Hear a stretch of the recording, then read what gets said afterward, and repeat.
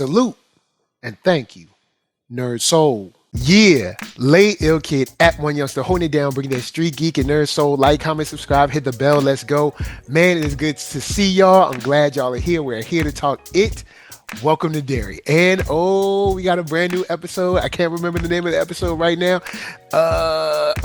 In the Name of the Father. So that's the name of the episode. And whoo, boy, we got a lot to talk about. But I have Solar Gray on the line. What's up? Oh, you brought a friend. Hey, everybody, what's going on? It's Solar Gray, the cinematic sorcerer, coming at you from one of the musical rooms of the Wizard's Tower. So, hey, how's it going? We're here. We're doing that whole thing. Nice. And, yeah, well, thank you. Thank you very much. I mean, just still trying to get the right angle on this, Oh, there we go. Yeah. Not much room between the strung instruments and the piano and all that other stuff. But yeah, so by the way, I am so happy that we are doing this because it has always been my favorite Stephen King story.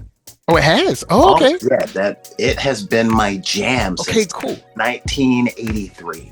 Cool. No, I love the movies.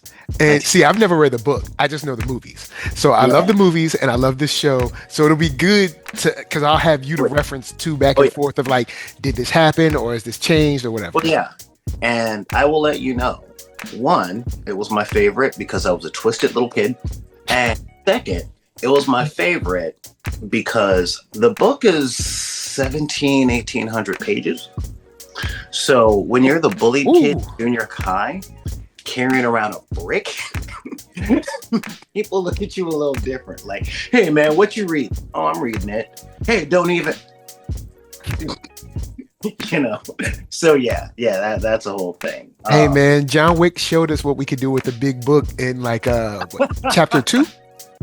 Chapter 2 was comment, let us know. Chapter 2 was the scene in the library, right? I think maybe. Chapter 2, you mean in John Wick? Yeah. I think chapter 2 is the scene in the library. He had to go get the thing that let him go to the Russian. That's where we about the ballerina program. That scene was with George the Giant. Wonderful man. He's really cool dude. And he's been working. He's a carny. You might remember him from Big Fish as well. He was okay. Cool. So yeah. Cool. Good to have some cool folks on the cast list for here, every now and then. Well, it's Keanu Reeves. He only works with cool people. Yeah, true. All right, so I guess you know what, you brought up something offline about this episode that I want to talk about first before we get into it, and that is Ronnie's dad. Ronnie in the show, we know her mostly, but her dad was the projectionist that we meet in the first episode. First scene of the first episode. Yeah, and he kind of helps Maddie get away. Unfortunately, he doesn't really get away, but he does get away from the usher at that time. If you did it one more time, I'm gonna be like, and he feel it every day. Ugh. Anyway, so I'll let you say in the PG way what you were saying offline, and then I'll have some thoughts. So throw your thoughts about the situation that he's in. What is her dad's name? What is her dad's name? I'll look it up on IMDb while we talk. But yeah, just go on, hit me with that.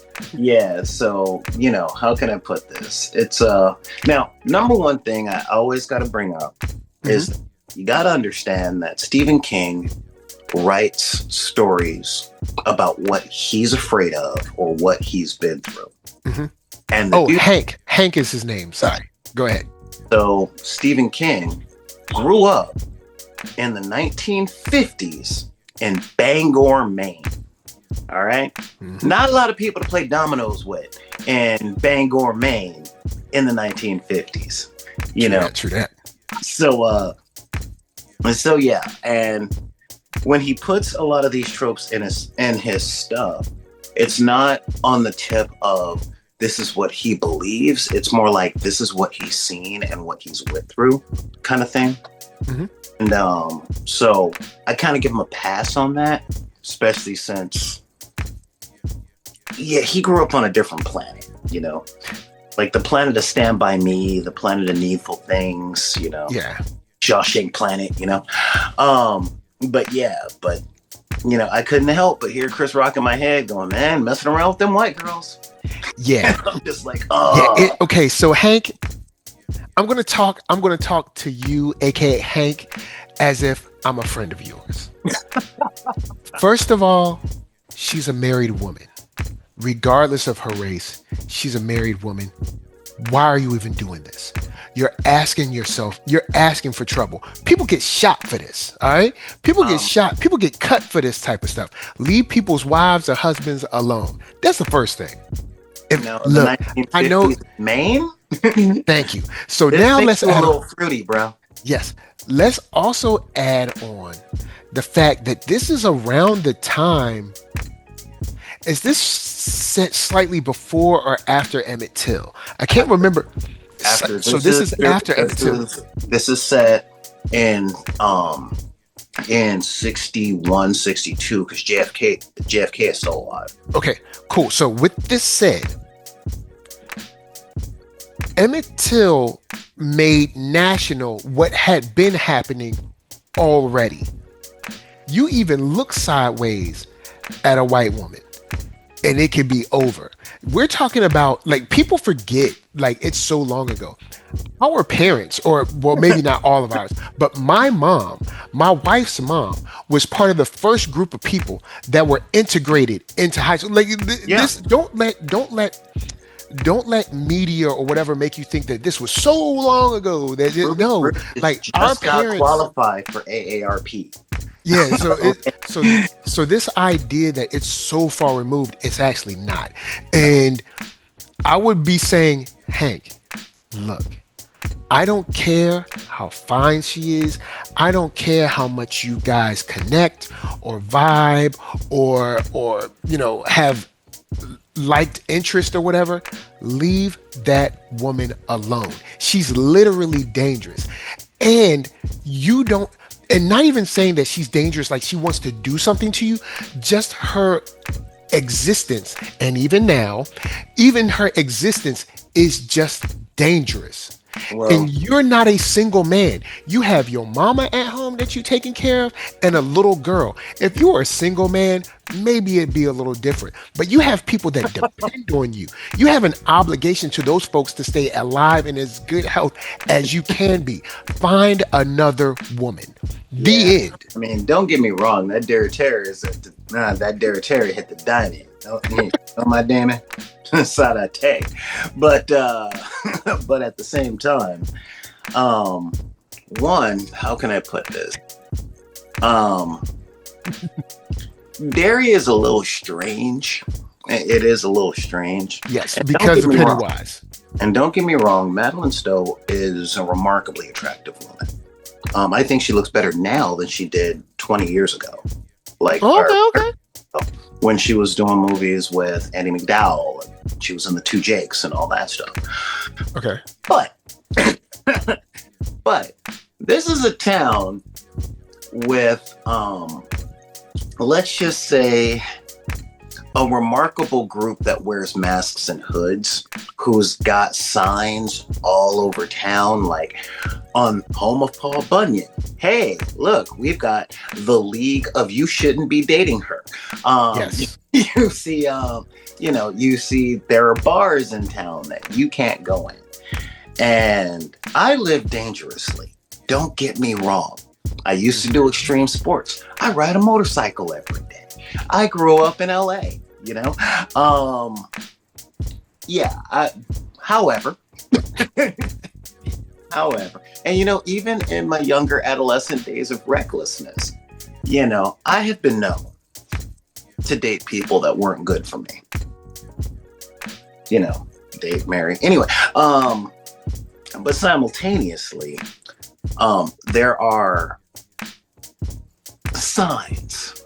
Yeah. I don't mean cosmological. I mean graphically designed signs sticking around town. When they show that the wanted posters are going up and being handed out, I was like, here we go. Because remember, this is a time. Okay. Let me illustrate this for you, because Hollywood and classic media or traditional media will try to like whitewash this over. We're talking about a time when a group of people could ride up to your house on some pickup truck, pull your father out of the home, drive off, and you never see him again. Yeah. That just really happened. Like, they would just pull up. They would demand that your father or your husband, whatever, come out of the house. They would take him, and you would never see him again. Yeah. And those would be the judges, the police, the teachers. Like this idea that like the Klan or whoever they're named as of now, because they've been renamed a million times, but the energy of the Klan, those people, they didn't come out of nowhere. They weren't transplants. They were the people at the dairy shop, the butcher, the judge, the guy, the electrician. That's who they were. That's why they wore masks. They're the people that run the infrastructure of where they're at. Yes. They are the law. They are the defense attorneys. Yeah. They're prosecuting attorneys. Mm-hmm. They're jurors. Thank you. So this is you can call it systemic. Yeah, that's not what this show is about. Well, actually, I mean, it kind of is. I was talking about your show. Oh, yeah. Well, I mean, at NERDSoul, we try to take these shows, whether anime or TV or whatever, and, break down and apply real life to them. You know what I'm saying? Yeah, I try to give you guys some real lessons about Hank's journey. Leave that married woman alone for multiple reasons, especially if you have a kid. Also true. In the news right now, there was some woman that was cheating on her husband with a pastor of somewhere. She got emotional about it and killed the man. They both cheating on their married spouses, and she killed him. Leave married folks alone. All right, just do it. Just leave married folks alone. Stop it. I don't care if you like pina coladas and getting caught in the rain. Oh man, use that half a brain. Yes, to do something different. I mean, again, it's. I will go as far as to say, don't mess with anybody's established relationship. Thank you. There's some sort of agreement that the three of y'all sit down, you get lawyers out, you get paperwork, you sign a triplicate, you get it on videotape, you live stream it, that kind of thing. Yeah. To be like, and it's still a bad idea. Yeah. It's still a bad idea of what we are doing, Yeah. But that it shows that this is just growing. The fact that he didn't really break out. It wasn't like he was trying to break out, but the fact that he's not in custody, the fact that he's not at Shawshank is starting to build. It's already, we already knew that the energy was there, which is also something that I love because it shows, well, I mean, it's not good, but it also shows that this idea that the North was some bastion of freedom and happiness, it was a lie. It was always a lie. I don't care what history book you wrote or read, it's a lie. This idea that, you just cross the Mason-Dixon, you can just sing and just skip down the hall, skip down the street. No, that was not the case. The reality was you cross the Mason-Dixon and they can't own you anymore. Yeah.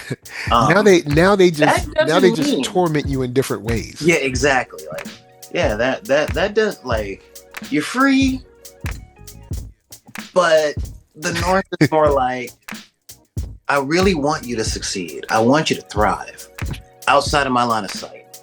Yeah. So go do it over there. Go do it over there. Yeah. But if I look over there, I don't want to see it. Yeah, and if I look over there and I see you thriving, then we will plan to build a highway through your neighborhood.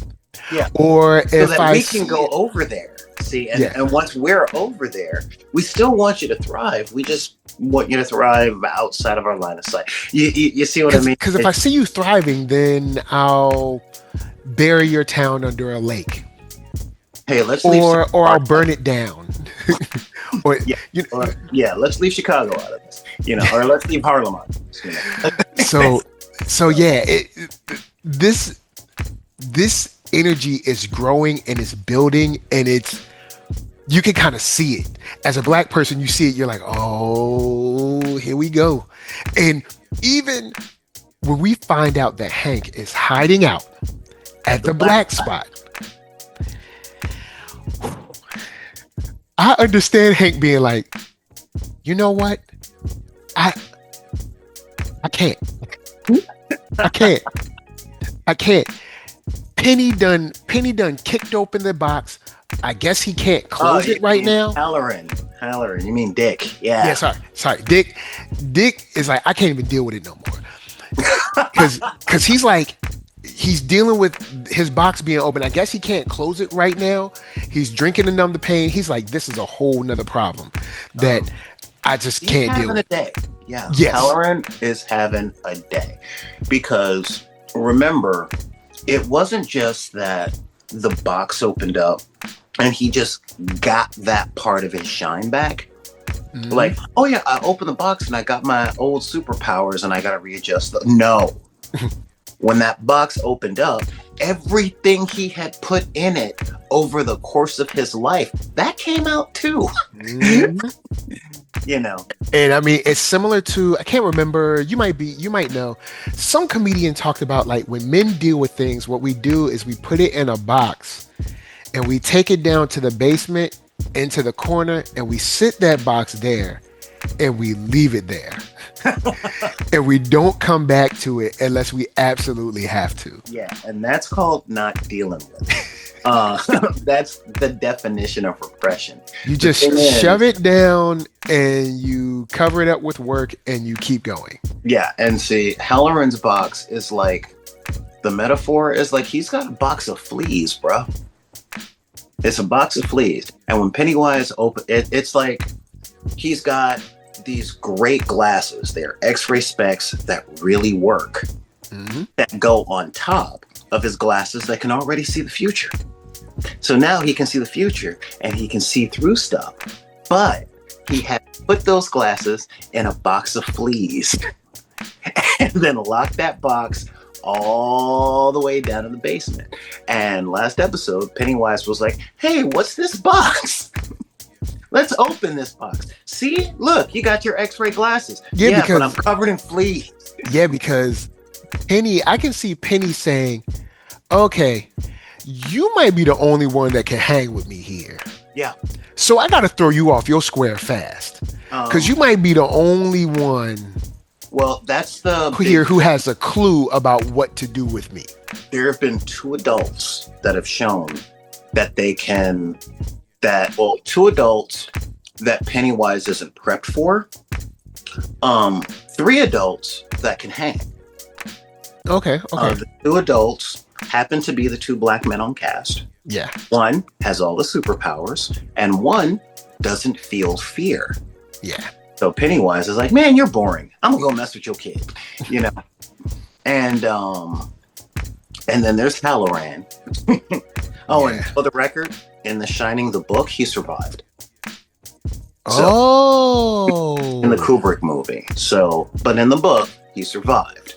Oh, okay. He died a little bit before Dr. Sleep of old age in the 90s. So, okay. Dick Halloran is one of my favorite characters in Stephen King's. Yeah, he's dope, man. And even how they place him in Dr. Sleep. I love Dr. Sleep is essentially an X-Men movie. So, I mean, I love it. It's an X-Men movie with Force Ghosts. I mean, it's like, come on, man. It's perfect. It's right up my alley. Okay. All right. That's fair. And let's not forget Carmen. I think her name's Carmen. The Watcher, the native woman. Oh yeah, is her name Carmen? I'll pull it up, but keep going. I know who you're talking about though. Yeah, because she's got training. She's like, look, we already know how to deal with it. We got it in the cage. And you're trying to take it out of the cage. Oh, Rose. Rose. Yeah, Rose. Rose and Taniel. Yeah. So. Yeah, and Rose is like, I know how to deal with it. Don't. By the way, I just got a call from my cousins. They said they were chasing some white dude and then he ran into a house, so they just left. So I'm gonna just let you know that you shouldn't be going into that forest. Okay, bye. Leave it alone. I guess I'll ask you this: when it comes to Ronnie and Lily, it kind of hurt to see that scene, but I feel like that scene had to happen. It was about time for them to.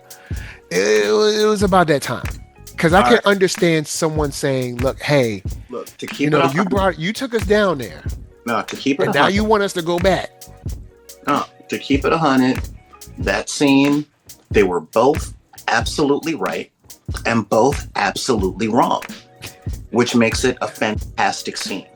Yeah. Because remember, the major thing that I keep in mind when I see scenes like this, man, I wish Jay was here, is that we are watching children. We are watching people that do not have the life experience and the emotional development of adults. And we're watching children that have to grow up fast. These children are in the middle of a catastrophe that most people would never have to face. Yeah, especially after the first episode, second. Lily has seen. I mean, she talks about. Lily's seen things. She said something like, "You weren't in there." Like, I mean, because Ronnie was upstairs. Yeah, like she saw it. I mean, was it Phil get thrown up against the window? But that was the worst of what she saw happen. Yeah, that's true, because she had to go all the way downstairs and open the door, and she was locked in the room. Yeah. But Lily watched it all. She saw the dude get torn asunder 10 feet in the air by the special effects Christmas present baby. And I say that because people must have been like, "Oh my God, I get to make one of these!" Yeah, because that thing is guys are like that. Thing is nasty. That was. I would have wanted that puppet 20 years ago, and now I'm like, I know people are gonna want that puppet. But yeah, so they're all traumatized, every single one. Lily's traumatized through what she had seen. Ronnie is traumatized by what she's going through at that moment, because in her mind, the first thing on her mind is concern for her father. Yep. First she's going to jail. Now she knows they're forming.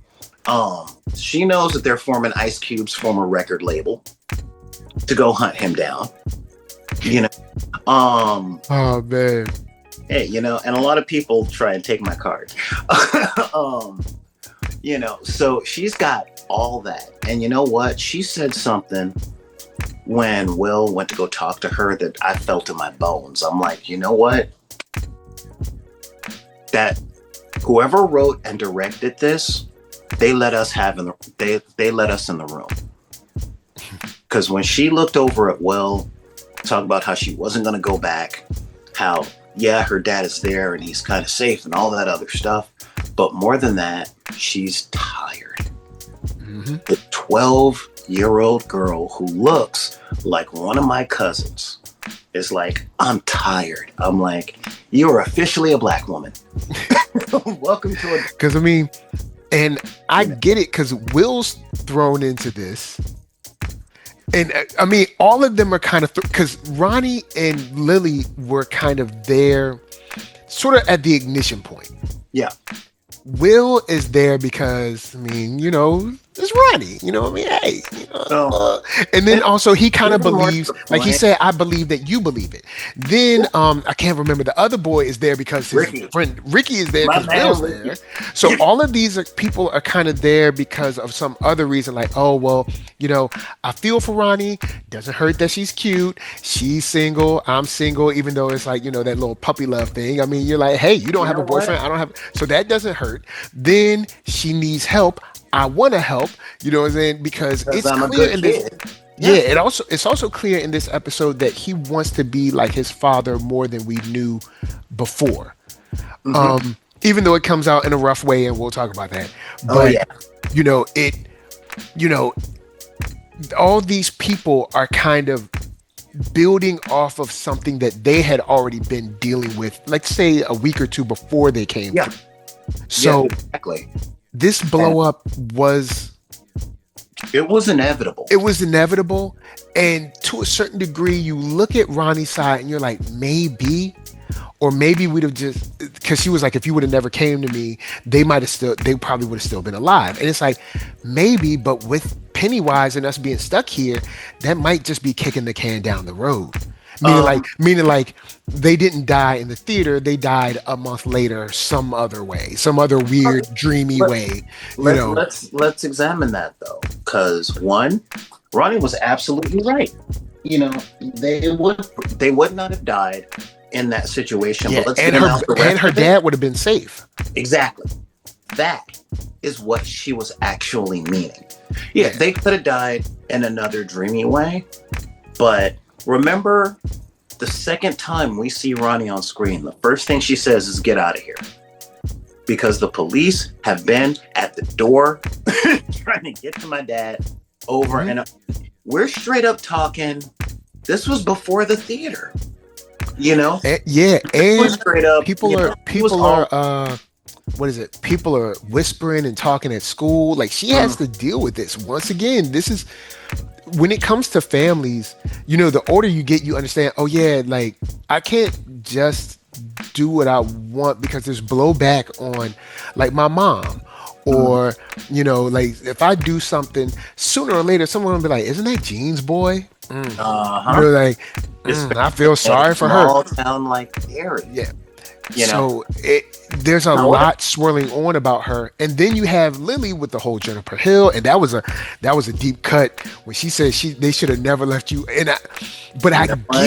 I get where she's coming from, because if you would have never left Juniper Hill, my dad would not be, and all these blah blah blah blah blah. And I get it, but that was a cold line.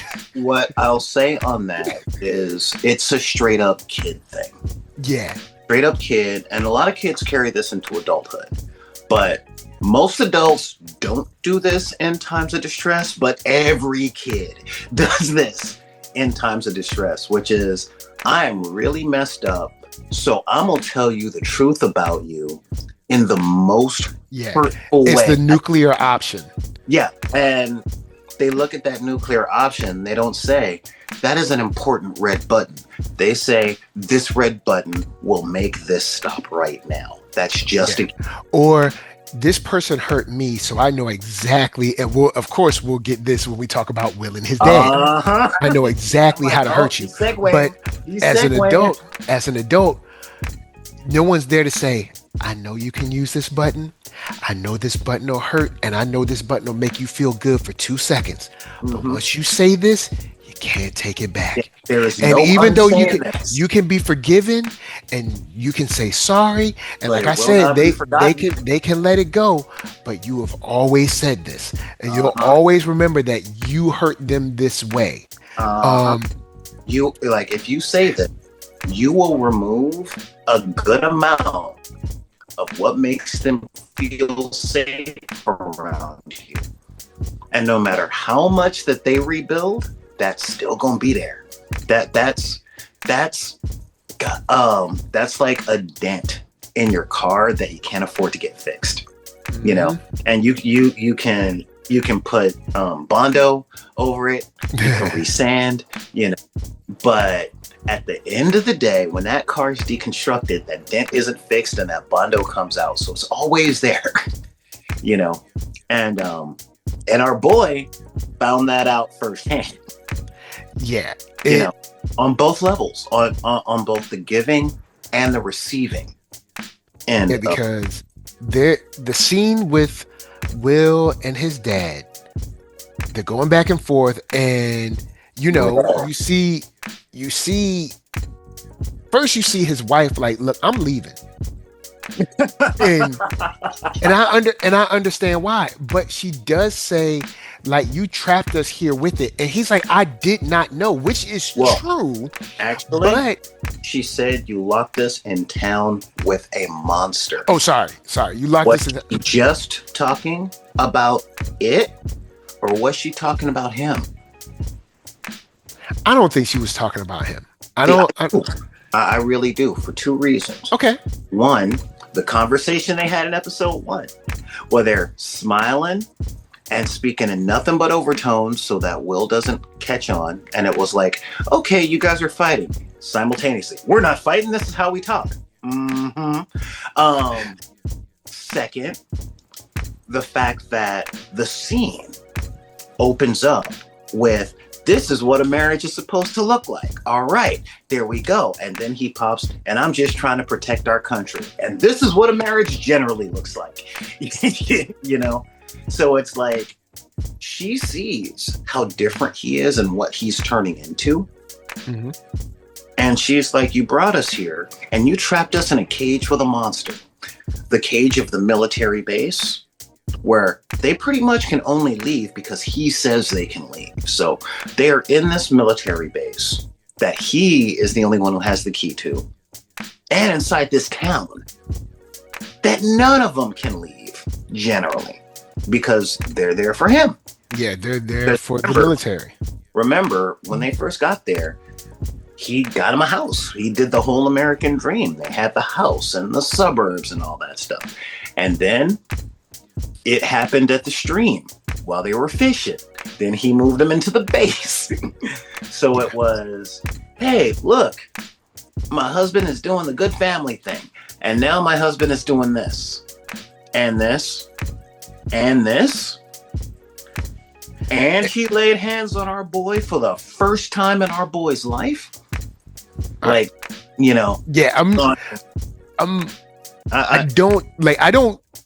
I don't disagree with that. I just don't think she, and this, of course, a lot of us don't get a chance to, but I don't think if we turn this around on her, and I know she'd be like, I would never be in the military. Let's say you were. If you were in the military and you were in his shoes, how much do you think? Because you can't just leave the military whenever you feel like it. No, so you do have to give some grace of like, okay, well, he stepped into this mess. He didn't know what it was. Now he knows what it is. He's doing his best to try to make it work inside of the system that he's in. Mm-hmm. So it's like, I get where you're coming from, but I don't know if I say. I get where she's coming from and I see where you're going with this. But again, let's game it out. She knows he can't just up and do the orders thing, right? She knows he just can't up and out. Yeah, he gets to be like, all right, I quit today. Here's my 2 weeks for the military. Yeah. She's a very smart woman. And shouts out to the writers on this, because so far nobody's gotten the stupid except for Francis. But Francis, you know, but all in all, she knows he can't leave. He's on assignment. But she's looking at it from his point of view and all that stuff. The moment she said, I'm taking Will and we going back to New York after everything that's been going on, I'm looking at this through her eyes, and you know what? His only reply should have been, that's a good idea. Y'all need to get out of here. Yeah. But now I will give you that. But he didn't, because he's not afraid. He doesn't feel fear for any of this. Yeah, so he doesn't see how this is affecting Will. But then, of course, Will is like, no, Mom, I don't want to go. Uh-huh. Well, Will's I want to face this. My friends. Yeah, I want to stay. I finally have real friends, because I'm probably a military kid. I don't stay many places very long. Mm-hmm. And I finally have a group of friends, even though we had to bond around this, but bond we did. So don't care how we got to the party. I'm just glad I'm holding a drink. So now I actually do have friends. And then he says the line of like, something to the extent of like, I don't let you. I would never let my friends die. Yeah, he said like, something. He says, "All right, here." I says, "I'm going to be there." Yeah, he says, "I'm going to be there for them, just like you would." Yeah. And then, and the risk you take, he said, and the risk you take, well, I've got friends now, Dad. Then he says, I've got friends and they need me, and I'm going to be there for them just like you would. Uh-huh. And then he replies, you are not me. And then he says, yeah, I know that. I know I'm not you because I would never let my friends die. And that is when, as my uncle would probably say, you stepped into a man's role. You done decided you're gonna be a man now. Now, you know what? And I get where Will is coming from. I get where his dad is coming from. Because there's many times when it's too long, and I know we have all these new TED Talky ways of being a parent and everything, but sometimes the explanation is too long for me to give you an hour dissertation about like, bro, like, look, you're not an adult and you can't do this because you're not an adult. And I can't explain to you all of the reasons why. I wish I could, but we just don't have that time. Just please trust me. You're not an adult. You are not ready for this. It's not appropriate for your age group or whatever it is. You're just not ready. And I know you don't understand that. I know that explanation sucks because I get it, but and I know it sounds whack when you hear it, but when you grow up, you're like, you just won't understand this until you're like 30 or until you have a kid. No, you know what? I understand that and I see where that comes from. But I gotta say the nano, my Damien. That was not that time. They were at home. They were talking about packing. So that was one of those, all right, let's go outside, boy. Okay. Yeah, that they had the time. It was not like they were in the process of running. It's not like people were on their tail. I get you, but remember, like the oh man, come on, y'all, come on, you know how they going, So that was the time to sit down with his son, going, all right, look, we know there's something going on, and this thing, it doesn't scare me, but I'm aware that you're a child, and there is absolutely nothing that I, as an adult man with military training and the power of the U.S. government behind me, can think of to take this thing down.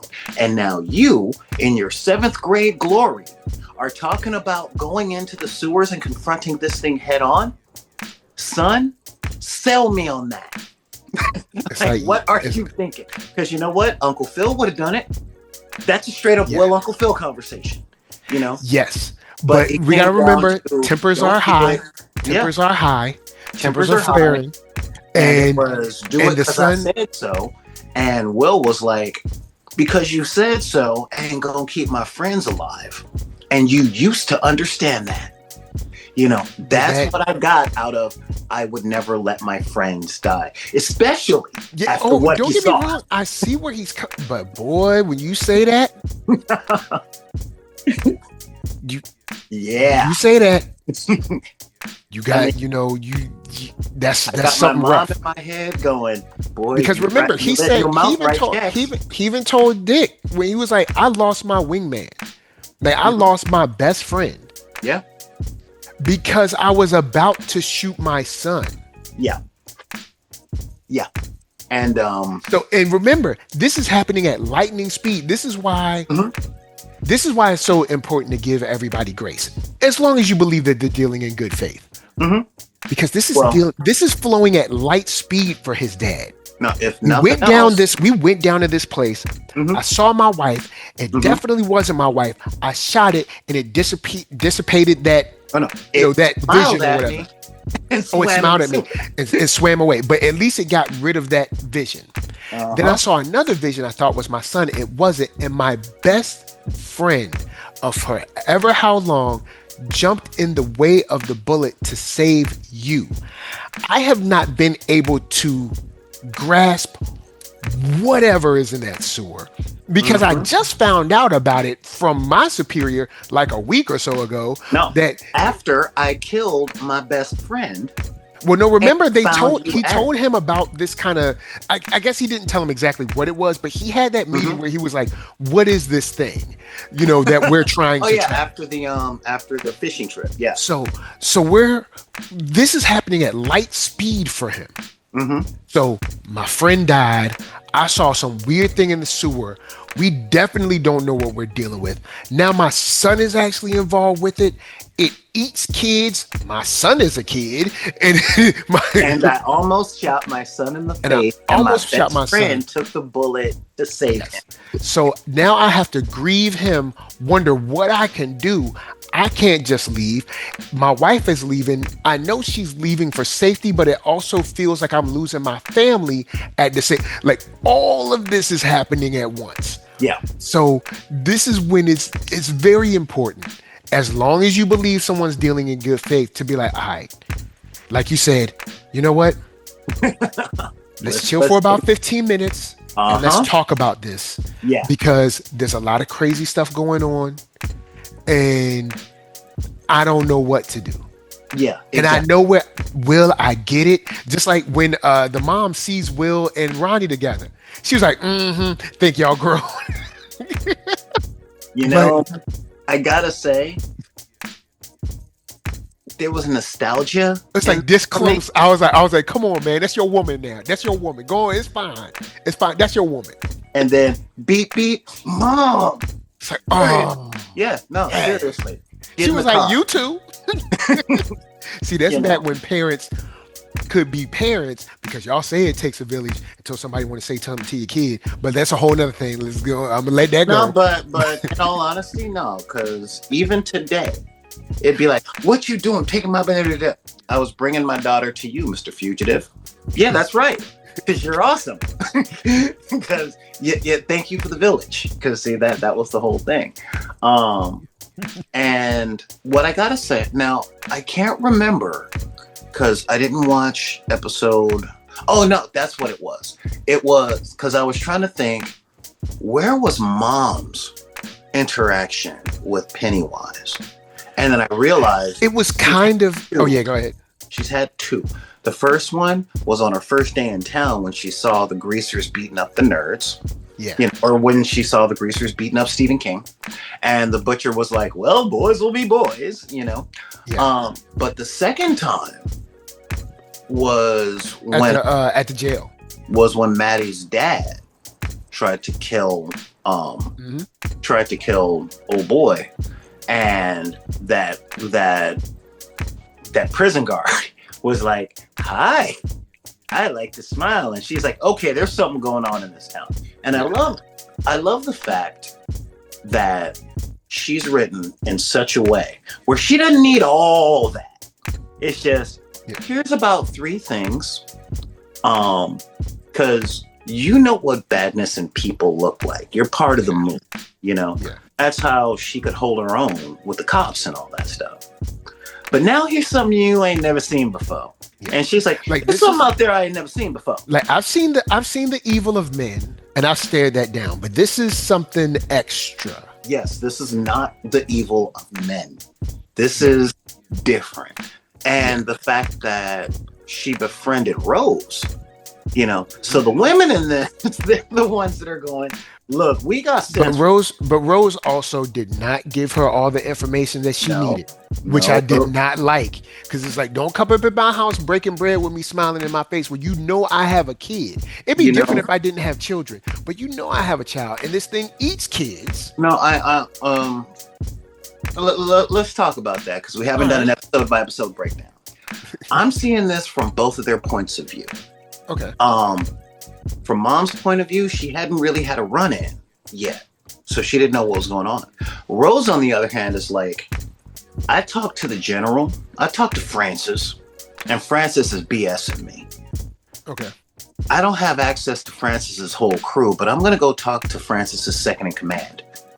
All right, I can't quite trust him, so I'm going to have to talk to his wife. How much does she know? Because keep in mind, this is also one of those things. And this is also, keep in mind, we're talking about indigenous culture as well. So they got to be on guard with everybody in the same way our people got to be on guard with everybody, which kind of makes me sad. But in this situation, she doesn't know who's been influenced by this thing that she's been training for her whole life.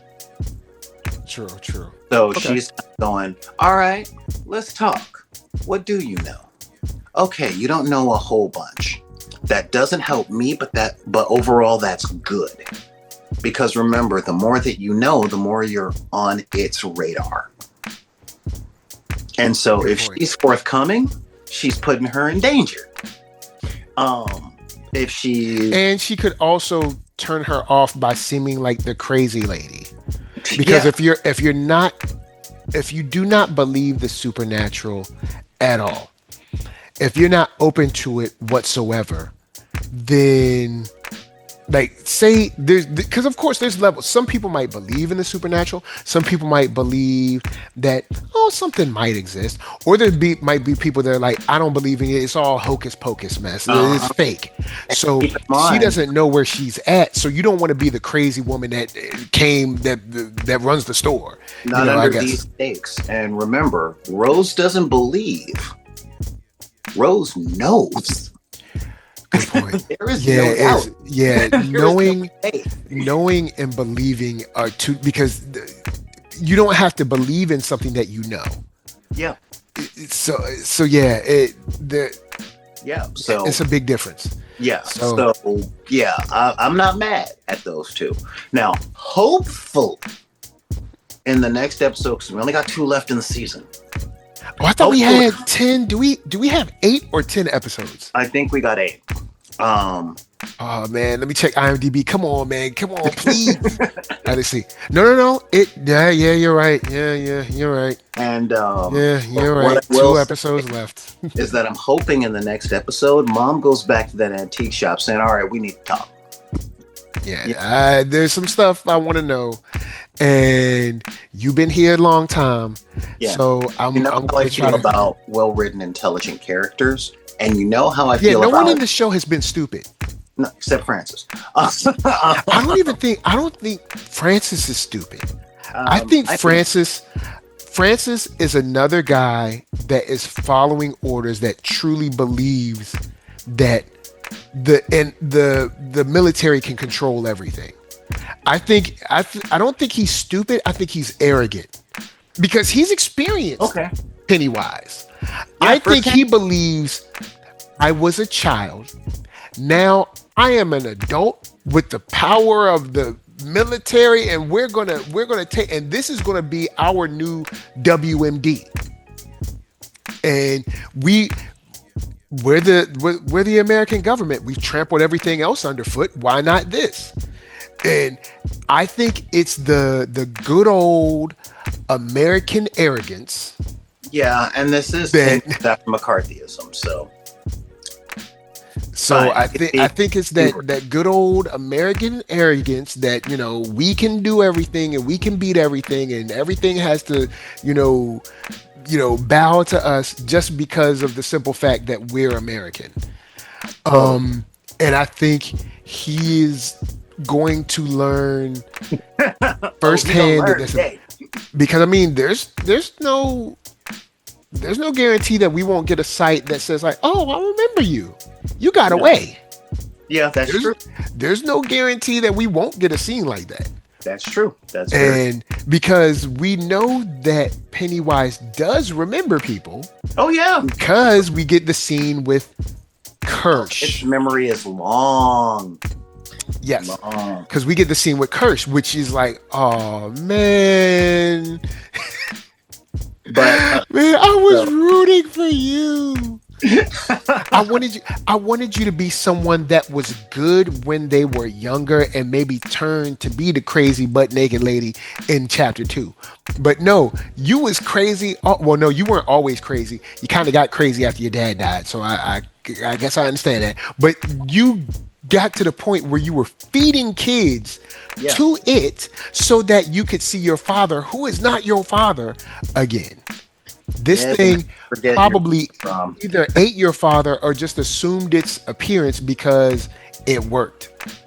Well, yeah, and so I gotta. Can I rant for just a half a minute? Yeah, go ahead, dude. Look, that's what we here for. Ever since the miniseries in 1990 came out, and I saw Tim Curry play Pennywise, I'm like, as an actor, I'm gonna do that one day. Like that, Pennywise is one of the many monsters I've wanted to play on film. But I'm good now. I'm good because Bill Skarsgård, in every way, is just like. I liked him, except in John Wick 4. I thought he played that a little bit over the top, and See, I thought he played it perfectly. He played the perfect like. I can't wait till you die. Like, I thought he was a little cartoonish, and I think it might have been the French accent or something. But like, not saying that he was written that poorly, but he wasn't written great. I think Common's part was written a lot better. Okay. But Bill Skarsgård as Pennywise was everything I always wanted to see. Like, everything about his performance in this role, I literally don't want to see anybody else doing it. And that includes myself. Like, I'm serious because, yeah, I know I'm a little messed up. Well, like you said, the way they play it, where it's like, oh no, get it? Because they continually have him portrayed in a way where it's like, okay, you need to leave. Okay, okay, you got to get out of here. You really got to go. You got to get out of here. Okay, hurry up. And I can say that because I'm so familiar with the text, but this is 100% actor performance, okay? And from his facial expressions, the wandering eye was him. That's not in the book. Oh, okay. The smile is him. The voice, the walk, like, the dance, all of that is Skarsgård. And again, last week I cheered out loud. I'm not gonna lie, I cheered out loud when the clown finally made his appearance. Yeah, don't worry, guys, I am in therapy. And and this week when it was like, oh, hello, Mildred. Oh, and you brought a friend. And it was like, ooh, you brought a friend for me to eat. Papa? And just that flash of, what the? Oh, okay. All right, I can work with this. That came out. I'm just, because he was already drooling. He was already going up. And it was like, Papa? Papa, is that you? Oh, you're new. Okay. You're crazy. Okay, cool. No problem. Yeah, and I've dealt with crazy, but oh, wait, this was your dad. Okay. All right. No, I remember your dad now. I remember that. Okay, all right. Let me just let me out of this room.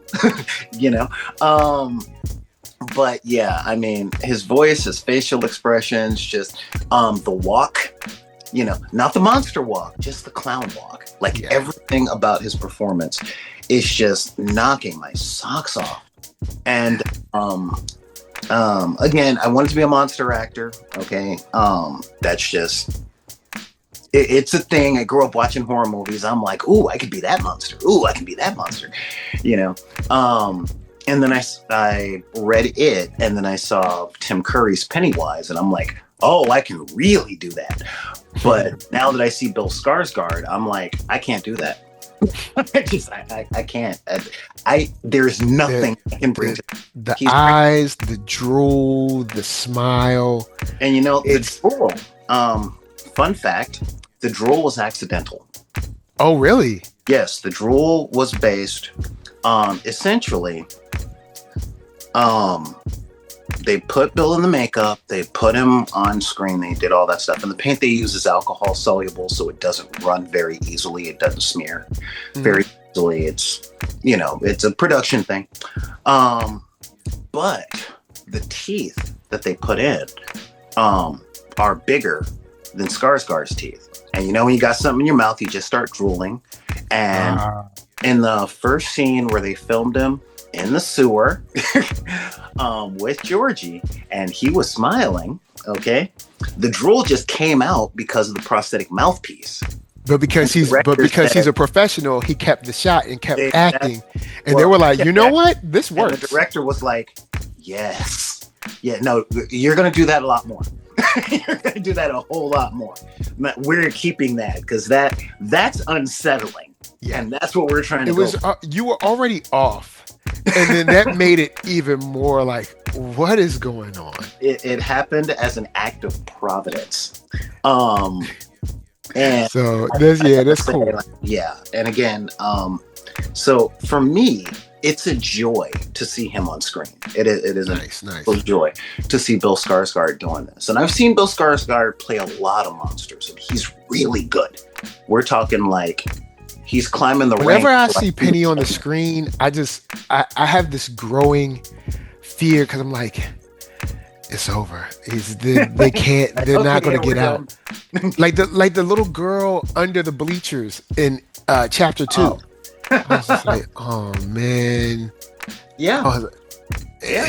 So yeah, back to this. I'll say another thing that I loved about this episode is when Will goes back with Ronnie to the black spot to talk with the father. Yes. Yeah. I'm gonna say this. Dads all across the world. This is how you can handle a young man that is interested in your daughter. You don't have to do the I can kill you kind of thing. You can fill out a guy that's good for your daughter or not, and then dismiss him in a way but I like how he was like, you know what? See, you a solid guy, and I see that you actually care. Cool. I'm not going to try to arbitrarily push you away or scare you just for my own, my own ego or something like that. It's like, no one is good enough for my daughter. Well, you better hope she will be, because you're going to die one day. And don't you want her to be able to walk through life with someone beside her when she has the flu, or maybe if someone rear ends her and she has to be in a wheelchair, or when she has a huge promotion and someone to stand beside her and cheer her on. Don't you want her to walk through life with someone? But I can. And moms do it too, but it's just it's annoying. So this was a dope scene. And when he was like, "So what kind of movie you like?" Okay, all right, cool. I'm building a psych profile, and you know what? You are a solid dude.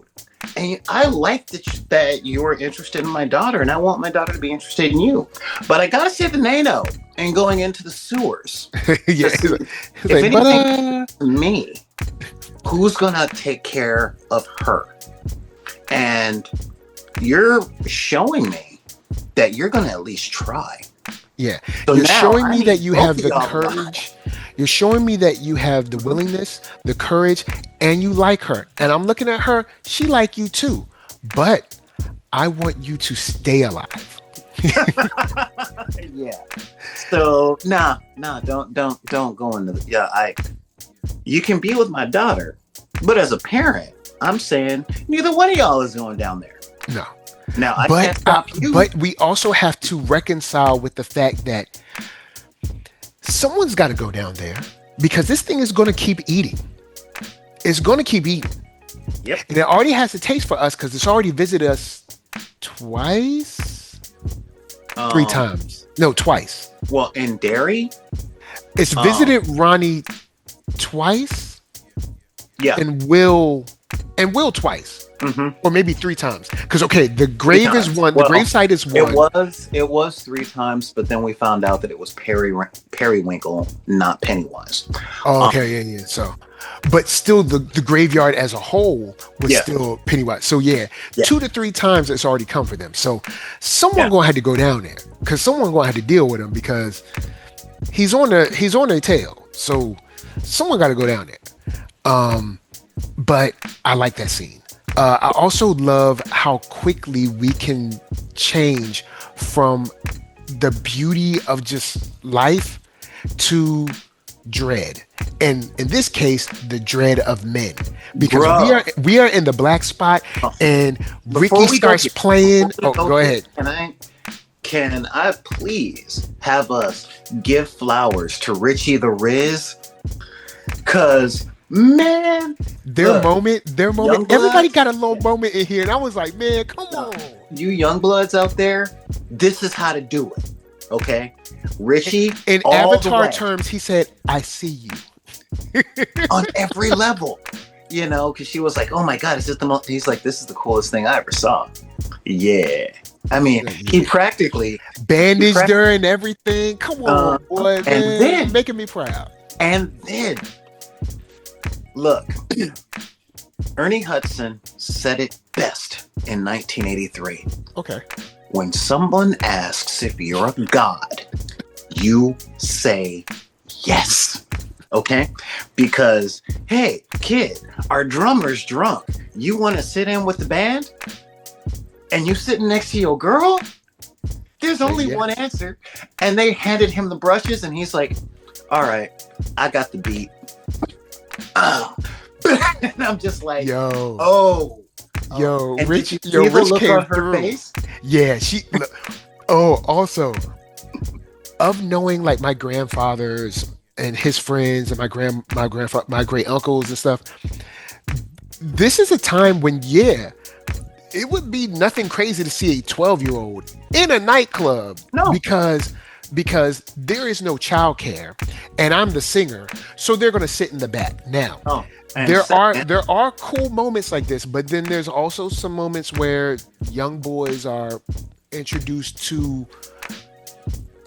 things that they shouldn't be introduced into. Wait, because I guess they're dancing. Because there's on a side note, there are R. Kellys and there's R. Shelleys. I'll just say that. All right, that too is true. But to the bar thing, he was like, "Oh, let me get 2 Cokes," and he was like, "This doesn't taste like Coke." Like, no, that's a Freedom Coke, boy. That's Freedom Coke. little rum in there. Like, I'm not gonna lie though, that is a straight up unk thing. That is straight up and little Freedom Coke, boy. Put some hair on your chest. Even Marlon Wayans was like, you know, I'd be hanging out with Damon, and he's like, "Oh no, man, that's just some weed," you know. I mean, you be all right. Don't worry about it. You know, you be all right. So that was cool. Scene, you know, she was dancing a little bit, but he sat down on them drums, and I'm like, man, that it's like, wait, his name is Ricky. He from Cuba. Oh, he about to throw down.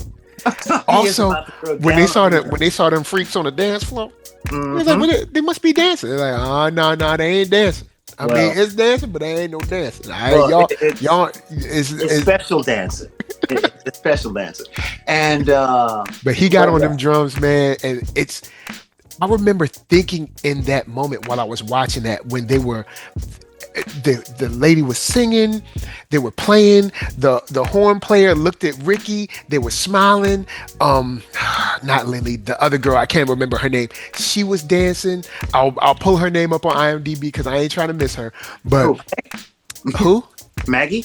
Yeah, Maggie. Maggie's dancing. Everyone's having a good time. And I literally said to myself, this is those moments of beauty inside of like horrible times, because people will always be like, you know, well, how did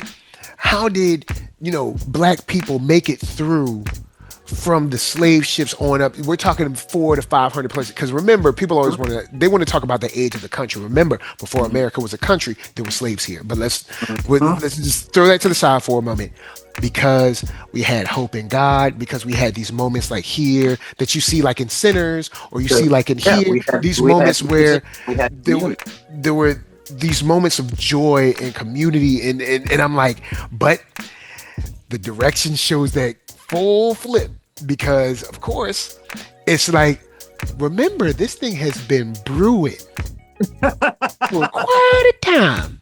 And like you said, we ain't got but 2 episodes left. Yeah, and that long game. Because, like, again, I was when it comes to the Margaret character, Mm-hmm. okay, I was concerned because I didn't know if she was gonna join the dweebs.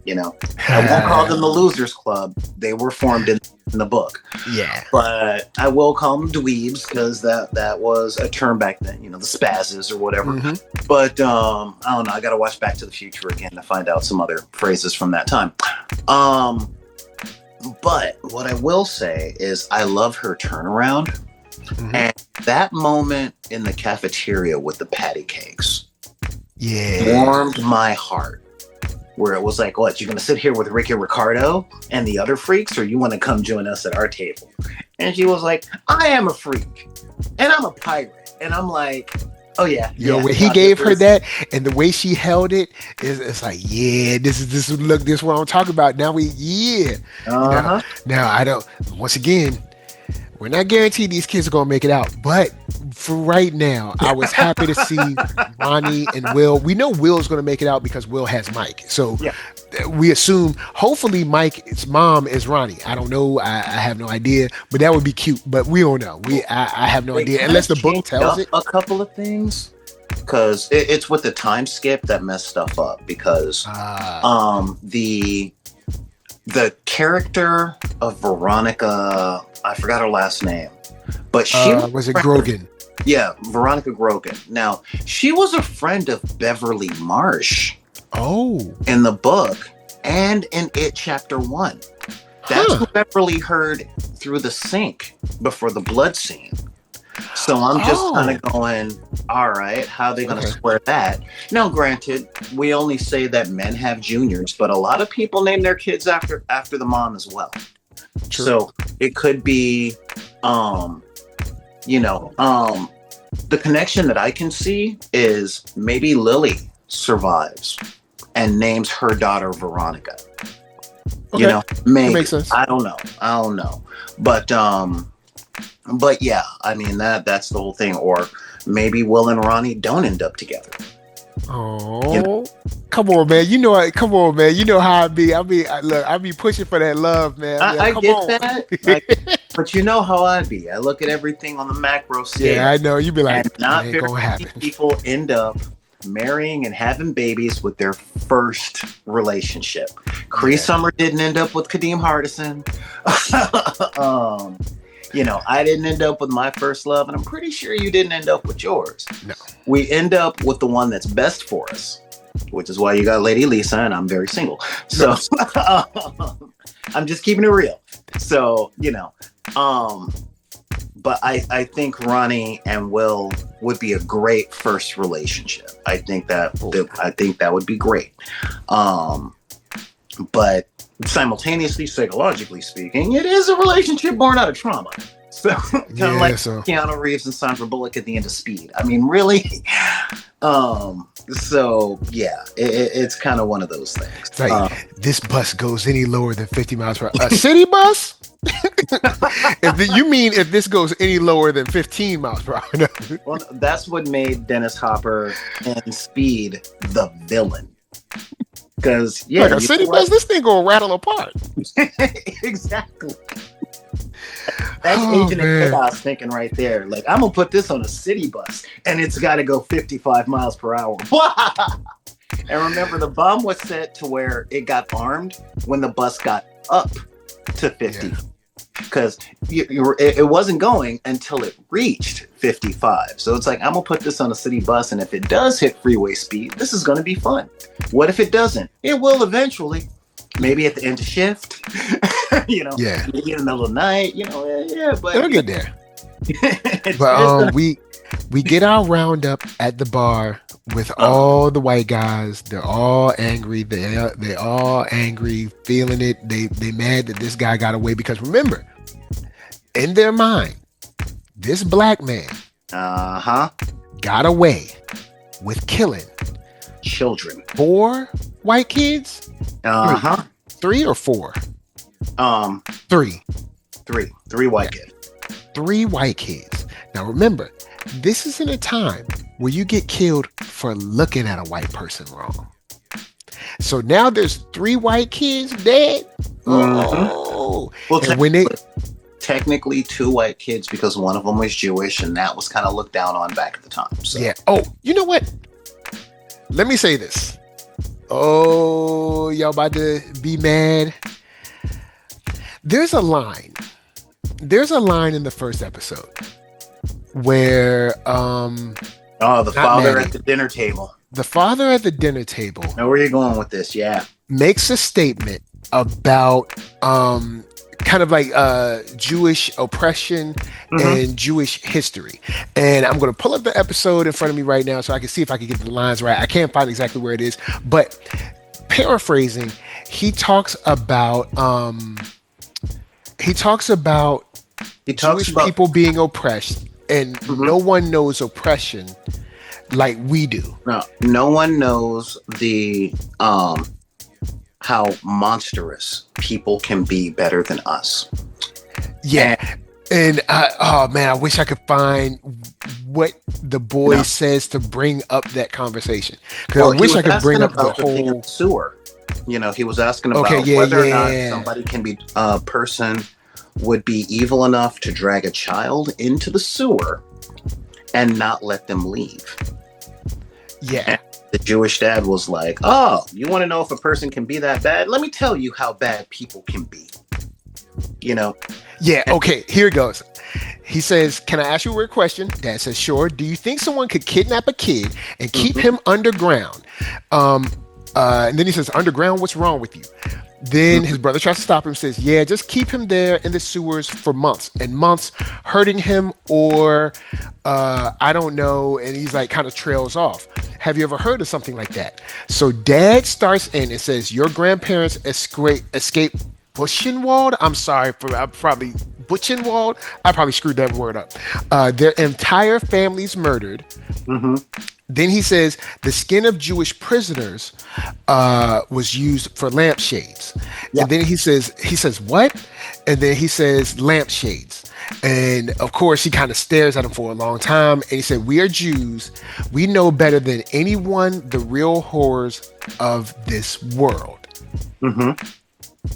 And I am not here to reduce or remove or downplay what you have gone through.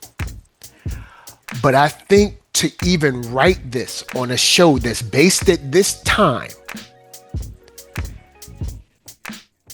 you're being willfully ignorant." In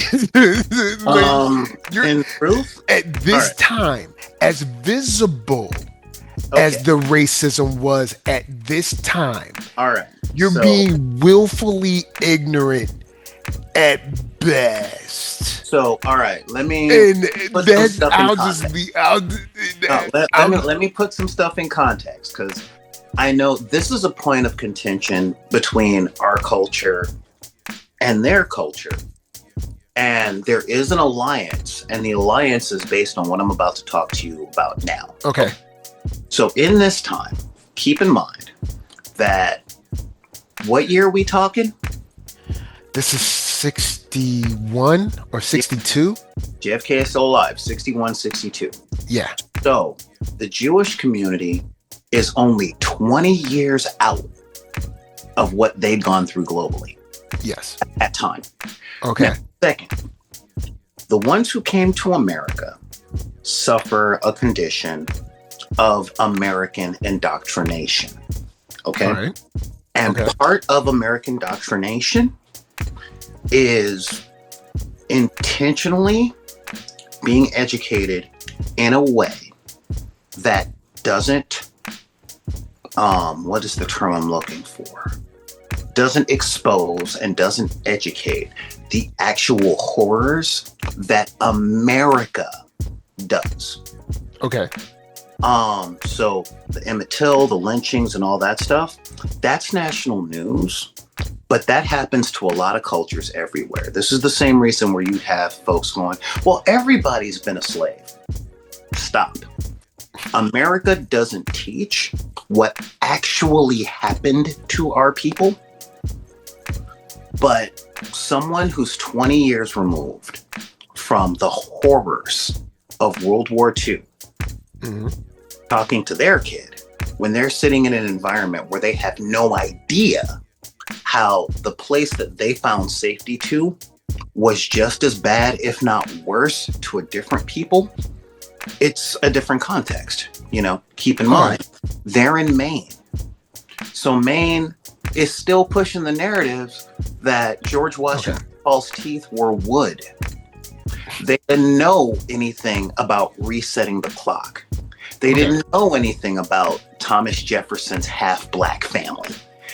They didn't know that cotton wasn't the number one crop that was being cultivated during the slave trade. Breeding farms were.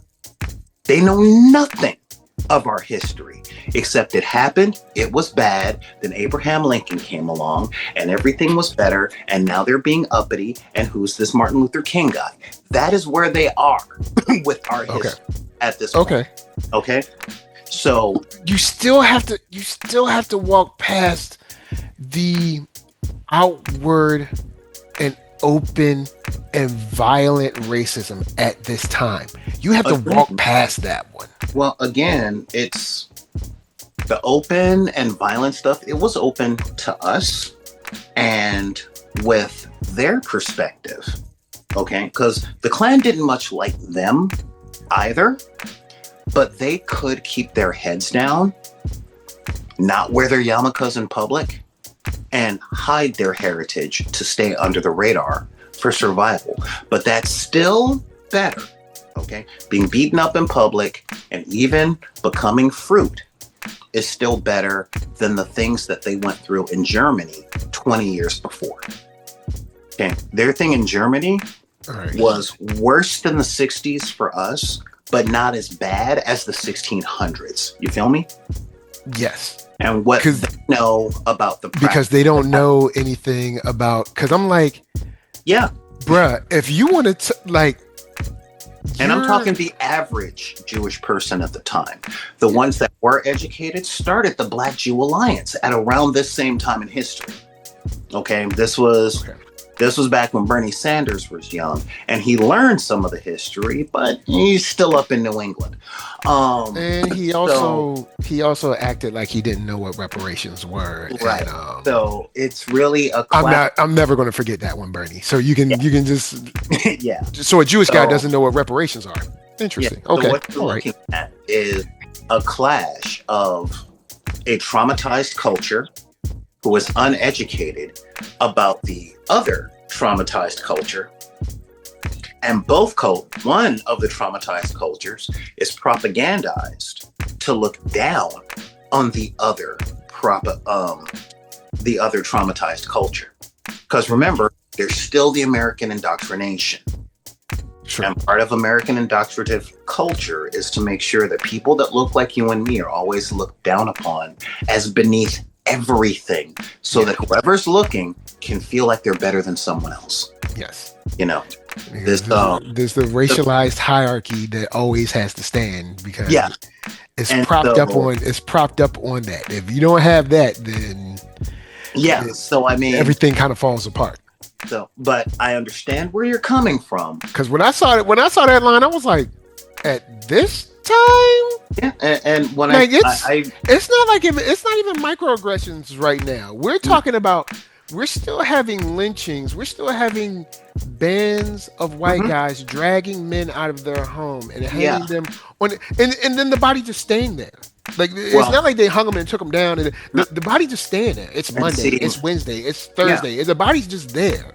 Yeah, and to the average, I was just like, and to the average Semitic citizen at the time, there were always reasons that stuff could stand, or mostly reasons that stuff could stand, but it was always individual. That crowd is going after that individual. That individual must have done something. Where they know that in Germany, 20 years before this conversation was happening, that it was systemic. It was outwardly systemic, and it was obviously systemic. So, I'll take you, but I'll also raise you. It's interesting that guy Mm-hmm. is always black. Yeah. Oh no. Again. That's why I'm like, you've got to be. You got to take a long reach plausible deniability. You really got to turn a blind eye. Look, plausible deniability in the face of this subject definitely requires a single excuse. That's all. All you need is one single excuse, and it's not because there's hate in people's hearts, but if they have one excuse, that's enough for them to turn a blind eye and not to do the difficult thing. Okay? Again, to be like, oh no, we jumped out of the frying pan into a possible fire. No, we jumped from where we were the main target to where someone else is the main target. It's kind of like if you and I migrate to Australia. We're not Aboriginal, so they're not going to be after us. So we get a break from the American prison system while somebody else is on the docket. Now, that brings up the question, do we stand up for them and put ourselves in that line of fire? Or do we keep our heads down and take our vacation and try and heal from where we came from? These are not easy questions. And I'm not even against asking that question. I'm not even against answering that question and saying, I just want to chill and keep my head down. I'm against chilling and keeping your head down and then acting like I was like, come on, bro. Similar. Yeah. They took what was the book? Dead Mao. I think it was Dead Mao or Mao or something they took it out of the library. And the writer was a Jewish guy. And he was on CNN. And on CNN, he said, I thought we were honorary whites. And I remember watching that and saying, we tried to tell you. Well, we tried to tell all of you that white supremacy is bad for everyone. But no one wanted to listen because we were on the hot seat. And we said that white supremacy will eat everything. Its favorite dessert is us. But it will eat everything. Remember the Sandy Hook kids? We're the main white supremacy will eat its own children if it can. Yeah, I know. But we're the course, but everybody else is a side and a dessert. But again, this comes back down. It's a complicated, or should I say a complex system of indoctrination. I'm fascinated by it from an anthropological standpoint. Because I'm like, if we used all these tactics to make everybody just stand up for each other and feed every child, call me crazy, but because I am. We don't have to do this. Yeah, I mean, no, seriously. It all comes down to a recognition of who has the power and how to stay in their good graces. And again, you're talking about how we told you, hey, we spoke up about affirmative action recently. We spoke up about ICE recently. We spoke up about everything that's happening at time of recording, and nobody ever listens to us. We grow up our entire lives screaming at the movie screen, don't open that door. And what does everybody do? They open the door. Open that door right up.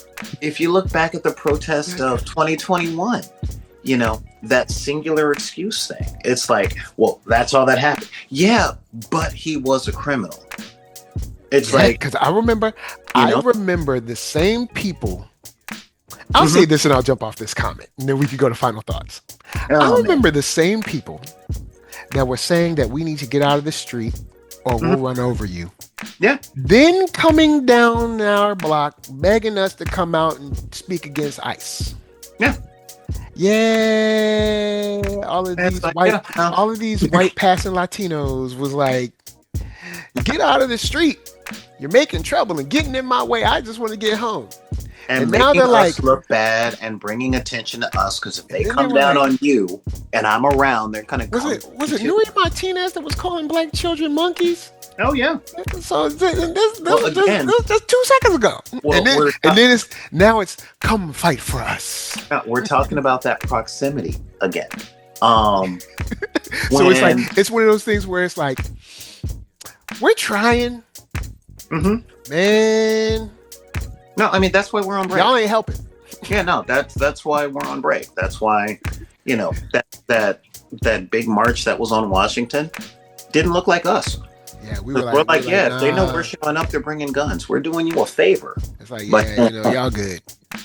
No, y'all got but with that said, we might even pack sandwiches for y'all. But with that said, that final scene, the directors knew how to take all the wind out of my sails, man. Bro. They gave us a minute of happiness. Ricky's playing the drums, Maggie's dancing, people are happy, the horn player is looking, and they have no idea that outside, here we go. Yeah. Here we go. Now, I still think it's bold to roll up to a military installation, because even though you are a town and these are the men of the town, this is still, you ain't rolling up. No, well, that's might not be soft targets. Decommissioned military installation, so it's not within the setup barracks. True. That's why everybody has access to go there. Yeah, but I mean, you're still dealing with. Because it is known that this is where the military men hang out, right? No. It's not. It's not. The black military men. Well, sorry, but still, these are black military men. Like these are people with some training. You're not just picking on some kid that you can just drag away. This is because, let's be honest, them boys love picking soft targets. Them boys love picking soft targets. So I'm surprised they rolled up like this. But I guess they figured, hey, they're drinking. They won't know. And I mean, to a certain degree, they don't know. There's only 2 people outside, and they're still now in the book. There was no confrontation. Okay, in the book, it wasn't. They were looking for someone. In the book, it was straight up. There they are. How dare they? So they just show up and burn the place down. That's all it was. It was like, okay, they're all in there, they're dancing, they're having a good time, chain the door shut, grab the gas cans, that's it. It was a stealth mission that happened real quick. Okay. And thing is, though, Pennywise sheds. It sheds when it's sleeping in that 27 years. So the groundwater is polluted. Yeah, was it Francis that brought that up? Yes. I think Francis said that. And this is one of the reasons that, 1, the adults are so apathetic. 2, the people are so aggressive. And this is kind of the lack of common sense, because Pennywise is in their bloodstream. It's in the groundwater. That affects the crops. That affects the plumbing. So one of the reasons that, it is much like when I talk to people, and I don't look at things like the big R that YouTube doesn't like us to say that ends with it. I don't look at that as a failure of moral character. I look at it like an illness, like a disease, and I don't think a person is a bad person if they have a cold. It's like, no, you caught a cold, you're sick. There is some more like get better. So it's kind of like they're like a zombie. Yeah. Not quite, because. Well, no, I'm not saying deal with them like zombies, because they'll be like, well, NERDSoul said you could do them like zombies. No, I'm literally saying it's like, I look at that condition. Like the rage virus. Perfect. Yeah, no, because the rage virus only has one solution. I look at it like the measles. Okay, yeah, good. I look at it like the measles. You can get inoculated, you can get treated, you can actually heal from it. Like the chicken pox or the measles. It's because chicken pox is a really good one, because it makes everybody uncomfortable. The person who has it and everybody around them are like, man, you got chicken pox, I ain't coming over, kind of thing. And but here, play with my kids so you can get them inoculated too. At least that's how we did in the 80s. So when it comes down to that, they're all sick and infected people. It can be treated. It won't be, because the movie takes place 27 years after the show. Yeah. But yeah, it's very much that kind of thing where they're all, and we can see how it's actually affecting Will's father. Because when you look at Colonel Hanlon, you know, he has his major turn after two events. One was in the stream, and and the second, and this is really big, in the sewers. Yeah. You know, so he's got Pennywise all up over him, all in his skin, all in his lungs. You know, Pennywise is in his bloodstream, and that is the thing that's starting to affect him. Because you brought it up when he was talking, when he was talking to Halloran, where he was like, "Okay, I'm actually starting to empathize with you a little bit, but we need to stay on mission." It's like, hold up, bruh. Hold up. You know. And like, Halloran, we ain't trying to do all that. Yeah, Halloran's like, nah, you ain't. Oh man, yep, he's infected. And then he goes home and has that interaction where it's like, okay, my family is safe. Now I got to get back to saving my country. That's Pennywise in the blood. You know, he didn't caught that he didn't caught that wise. You know, he got the and Periwinkle has got the wise all over her. All over. So, but I'll end it on your end. Going because we've been here for a long time. You guys have been treated. All right, we've talked about all kinds of stuff. But just tune in for all these shorts, man. I'm telling you, because we gonna be going. So, tell people where they can find you. Yeah, you guys can find me on my YouTube page, Solar Gray. You can hit me up at Back in the Deck at backinthedeck at Gmail or backintthedeck at gmail.com. That's BACKINTHEDECK. And you can hit me up on Instagram at Back in the Deck, which is at symbol BACKINTHEDECK. And don't forget to like and subscribe to this because I mean, we get into it. Yeah, I mean, as you can see, we've covered tons of stuff. And hopefully try to apply things to your life. Like, you know what I'm saying? Hopefully it helped you out. But NERD, SOUL, Facebook, Instagram, Twitter, TikTok, podcast, all that jazz. Until the next time that you get to see Solar Gray playing live somewhere in LA. And then also until the next time that you check out some more of my wall art on Etsy. Also like, comment, subscribe, all that stuff. We'll see y'all later. Stay real and have some sweet dreams and stay away from Pennywise. Live fearlessly. Peace.